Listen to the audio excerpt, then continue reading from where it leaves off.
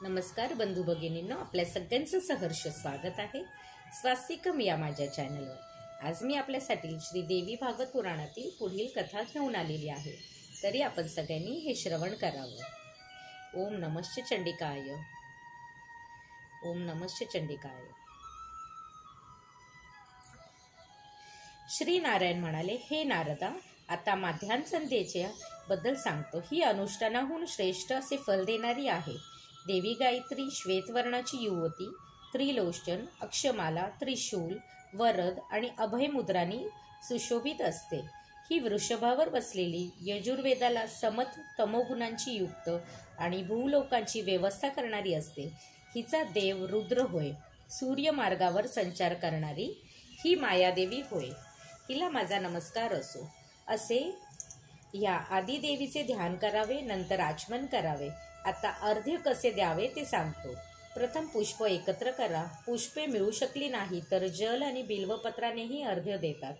पूर्वभिमुख व्हावे आणि प्रातःसमयीचा अर्ध्य द्यावा।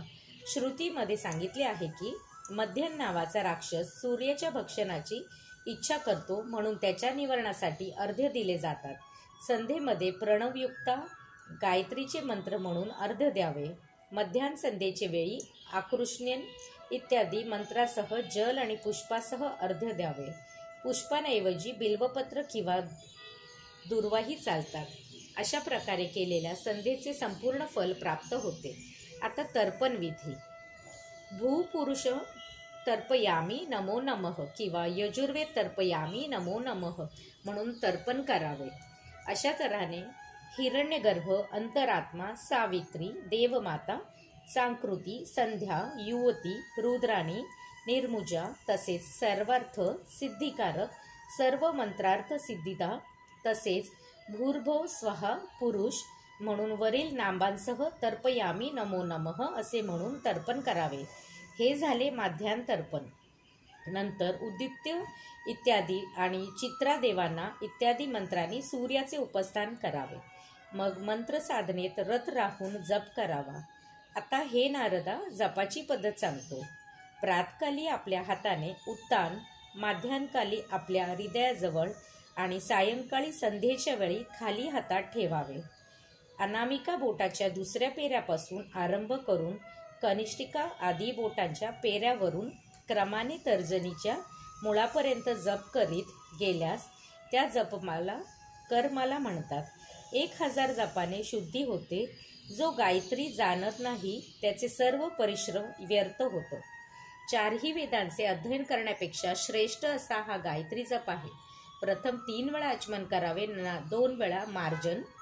उजवा हात तसेच पायांचे प्रोक्षण करावे। डोके, नेत्र, नासिका, कान, हृदय, शिखा यांचे प्रोक्षण करावे। देश, काल यांचे नावाचा उच्चार करून संकल्प करून ब्रह्मयज्ञ करावा। उजव्या हाती 2 कुश, वाम हाती 3 कुश, श्रेष्ठ आसन, यज्ञोपवीत, शिखा आणि तळवे यांच्या ठिकाणी 1 कुश ठेवावा। नंतर प्रथम गायत्री मंत्र 3 वेळा म्हणून ओम अग्निमिडे यदंगे अग्निद्वे अथ महाव्रंत चैव पंथा आदी मंत्र म्हणावे। काही ऋक मंत्रांचे पाठ करावेत। मग देवांचे तर्पण करून प्रदक्षिणा घालावी।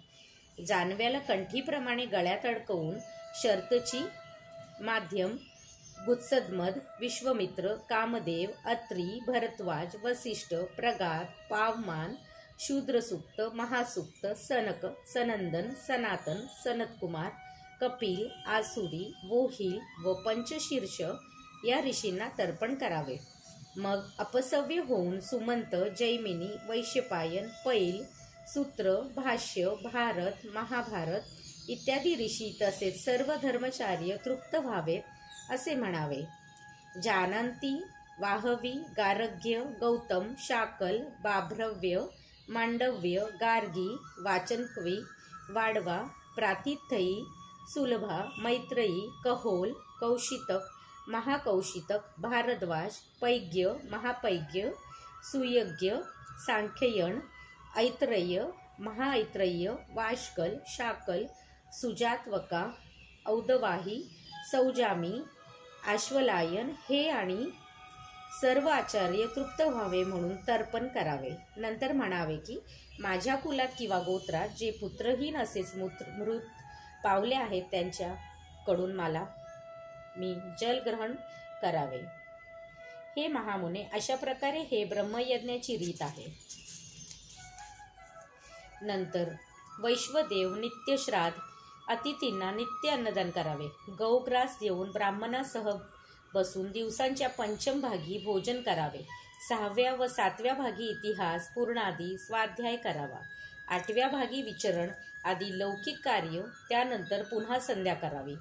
हे महामुने, आता सायंसध्येचा विचार करून ज्यामुळे माया प्रसन्न होते, साधकाने स्थिर मनाने आचमन आणि प्राणायाम करावा. पद्मासन घालावे व नंतर ध्यान करावे.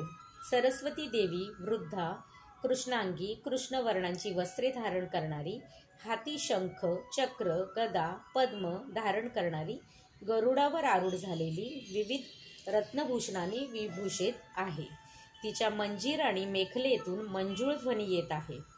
सुंदर रत्नजडित मुकुट, कंठात पुष्कळसे हार, कुंडलात मानकांची कांती, त्याने सुशोभित असे कपोल, अशी ही सच्चिदानंद स्वरूपिणी देवी पितांबरधारी, सामवेद सहित सात्विक भावाने संपन्न अशी सूर्यपथगामिनी देवी स्वर्गलोकांची व्यवस्था करणारी आहे. सूर्यमंडलापासून येणाऱ्या या देवाचे मी आवाहन करीतो. अशा तऱ्हेने ध्यान करून संध्येचा संकल्प करावा. आपोहिष्ट मंत्राने मार्जन तसेच अग्निश्रेती या मंत्राने आचमन करावे व बाकी सर्व पूर्वोक्त कर्मे करावी. भगवान नारायणाला प्रसन्न करून घेण्यासाठी गायत्री मंत्र म्हणावे. शुद्ध मनाने सूर्याला अर्घ्य द्यावे. दोन्ही पाय सरळ ठेवून जलांजली घेऊन मंडळस्थ देवाचे ध्यान करून क्रमाने अर्घ्य द्यावा. मग आसावादित्य जो सूर्यमंत्र आहे त्याने उपस्थान करावे. कुशासनावर बसून शक्य असेल तितका देवीचा ध्यानासहित गायत्रीचा जप करावा. सांध्य संध्येच्या सतर्पणात उपस्थानाआधी सर्व गोष्टी प्रातकालीन संध्येप्रमाणेच कराव्यात. हिचे ऋषी वसिष्ठ, विष्णुरूपा, सरस्वती देवी तसेच सरस्वती छंद आहे.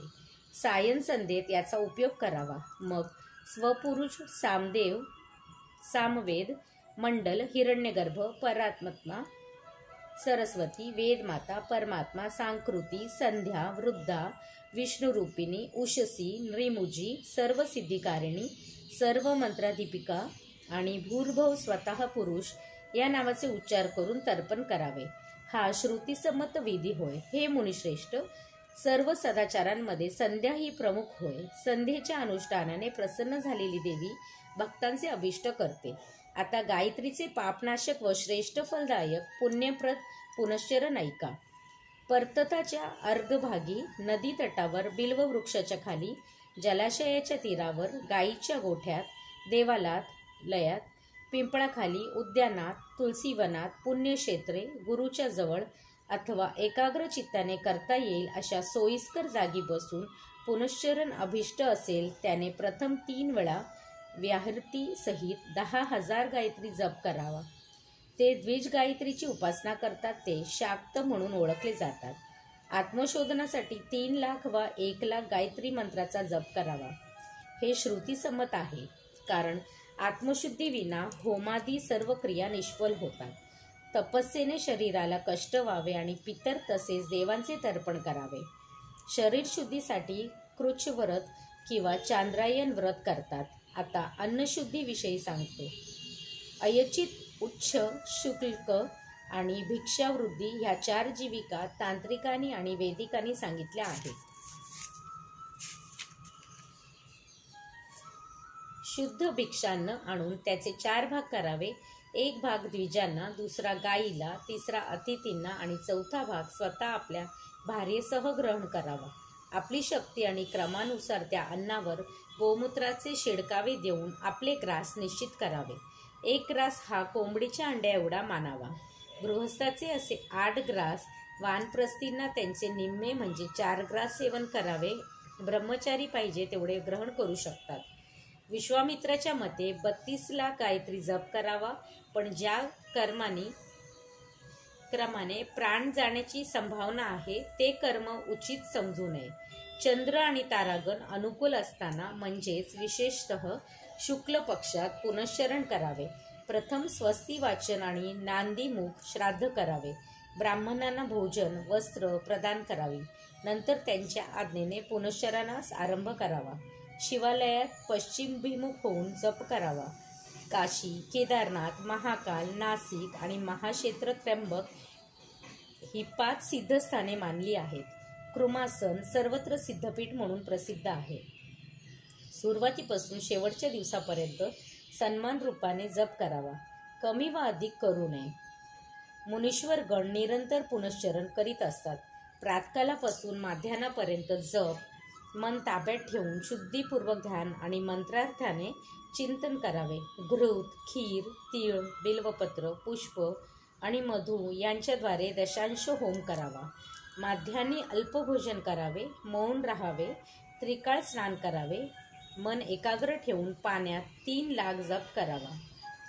आता सामान्य काम्य कर्माची रीत सांगतो. सूर्योदयाच्या वेळी नित्य स्नान करून गायत्रीचा 1 सहस्त्र जप करावा. याने आयु, आरोग्य, ऐश्वर्य तसेच धन यांची निश्चित प्राप्ती होते. 1 दिवस नुसते पंचगव्य सेवन करावे. 1 दिवस वायुभक्षण करून राहावे. 1 दिवस ब्राह्मणाने बनविलेले सिद्ध अन्न भक्षण करावे. गंगा आदी तीर्थात स्नान करावे. याने सर्वश्रेष्ठ पुण्य प्राप्त होते. श्रीदेवी पर्णमस्तु. शुभं भवतु, शुभं भवतु, शुभं भवतु. ओम नमश्च चंडिकाय.